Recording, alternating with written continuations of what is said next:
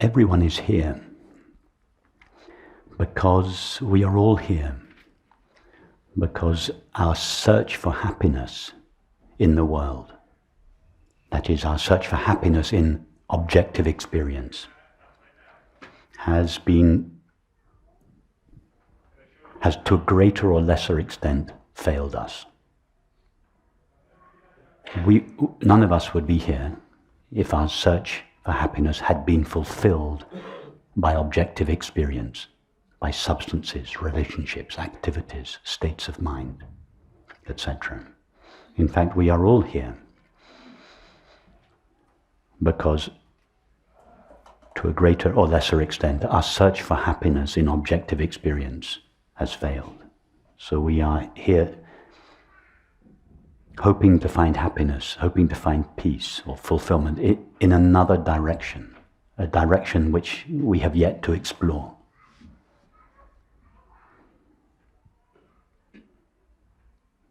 A direction which is in a non-objective direction, a directionless direction. And this is the great secret, which is an open secret. It's a secret that is available to everybody. The great secret that for which we long, peace or happiness, can never be found in objective experience. It can only be found in knowing our own being, knowing who we are, as we really are. And the experience of happiness is the inevitable consequence of that search, if we take that search all the way. And your question is a beautiful question. Why is happiness the inevitable outcome of this exploration? Because happiness is the nature of reality. Happiness is the nature of ourself. It's that simple. Well, it's so strange that I can experience it here very quickly and immediately, and it is all around me.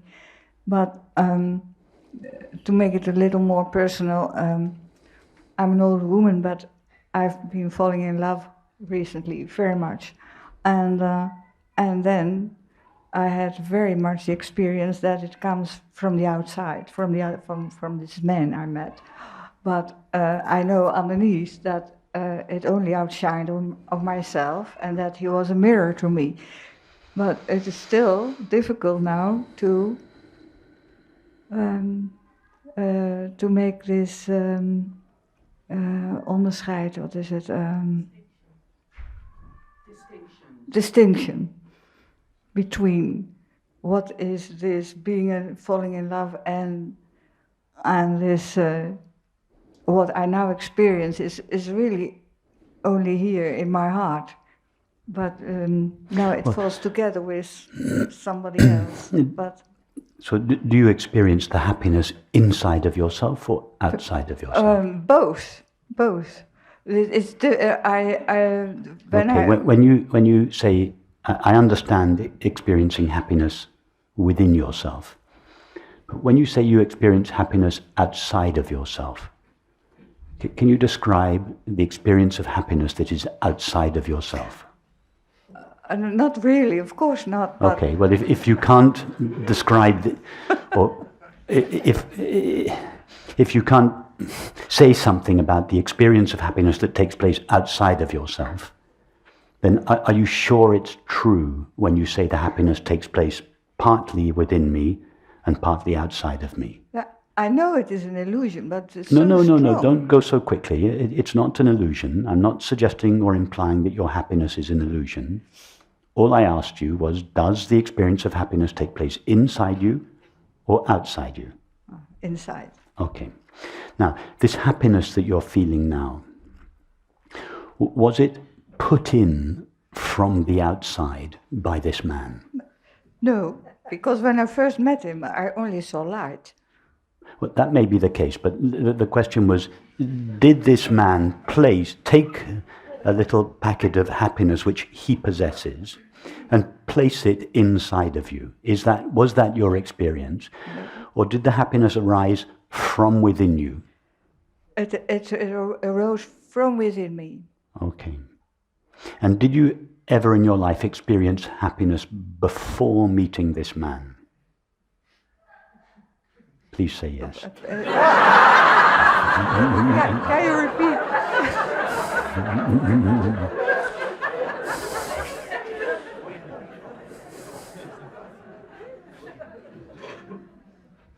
If I had, yes. I mean, this is not your first taste of happiness, surely. No. When you were a young teenager, girl, yes. you must have tasted happiness, and a teenager, there must have been numerous moments through your life when you experienced happiness. Yes.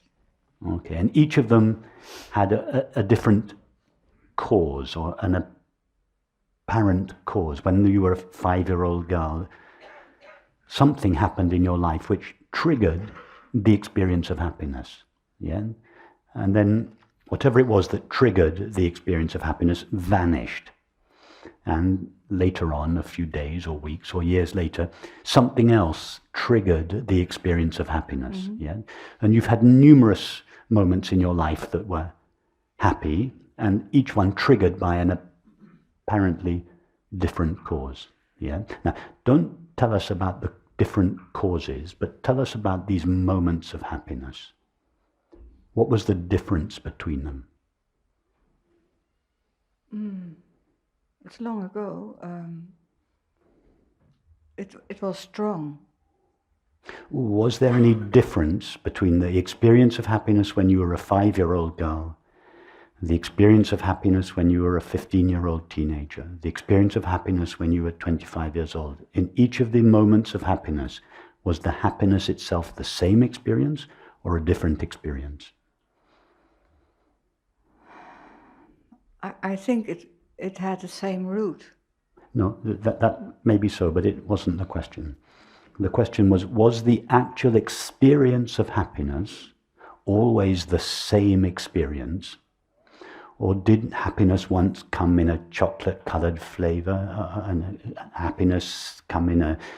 No, but the awareness... No, I'm just asking you about the experience of happiness. Is it always the same experience, or do you experience lots of different types of happiness? Or is happiness simply happiness? Yes, simply happiness. Good, okay.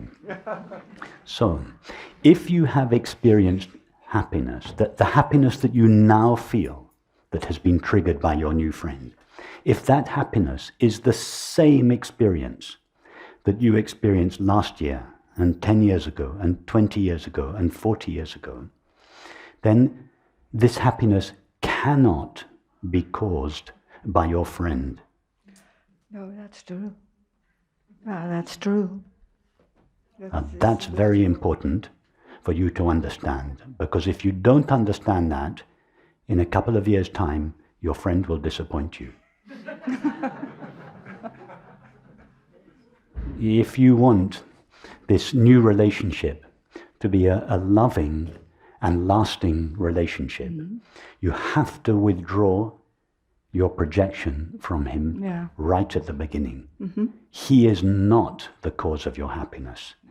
And if you hold him responsible for your happiness, sooner or later, and probably sooner rather than later, you will begin to feel dissatisfied. The perfect man, is he sitting next to you by any chance? No. No, he's not here, okay. The perfect man that he now seems to be will gradually start to show imperfections. Mm-hmm. Sure. Yeah. And you will start to be disappointed in him. And you will start to blame him for not causing you happiness. And that blame will turn into resentment. And that resentment will turn into anger. And you will start to dislike the man that you are now in love with because he fails to produce happiness for you. So if you want to have a relationship that is free of blame and resentment and conflict, then you have to withdraw that projection now. He is not the cause of your happiness, and he is not responsible for it.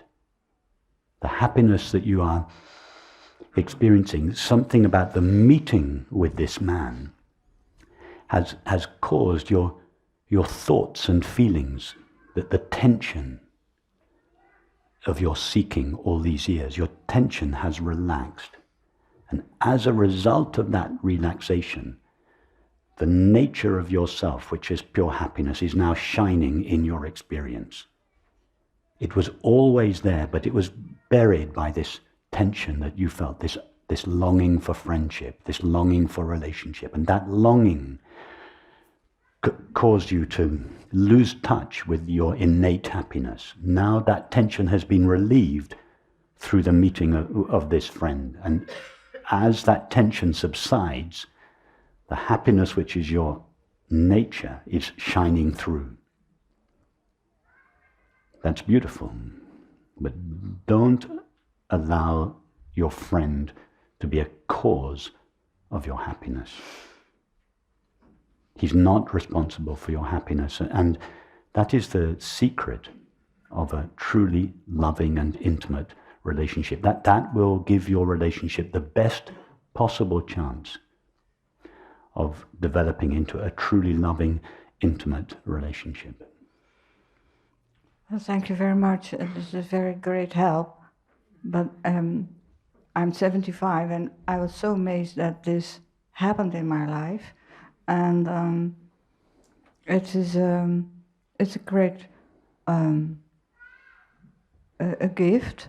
But of course I realized I had to withdraw my projection.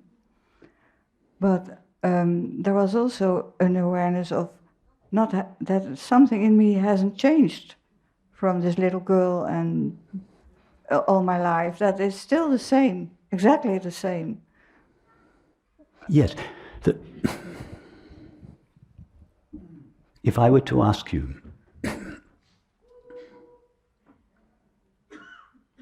that in you which now feels in love, how old is she? Yeah. What would you say? Well, maybe 5. Maybe, exactly, maybe 5, which is another way of saying she doesn't really have an age. She's not 75. No. She's innocent. No. She's just Yes. pure openness, pure joy. Yeah. Because who you really are doesn't have an age. It is the same self now Yes. that you were when you were 5 years old. And nothing has happened to that self all through your life. No experience has tarnished you. No. Or aged you, or changed you. And now, as a result of this beautiful friendship, that something has dropped. The tension in you has dropped. And yourself, the self that you always are, is shining as it is. Ageless, innocent, full of joy. That's true. Very So true. what is important in the relationship is not to preserve that in the relationship and to allow the relationship, presumably he is feeling the same thing. So the relationship is this sharing, this celebrating of these two innocent, ageless beings. What is your task now is not to let the differences, the relative differences, thoughts, feelings, tarnish this innocence, this ageless, joyful innocence of yourself.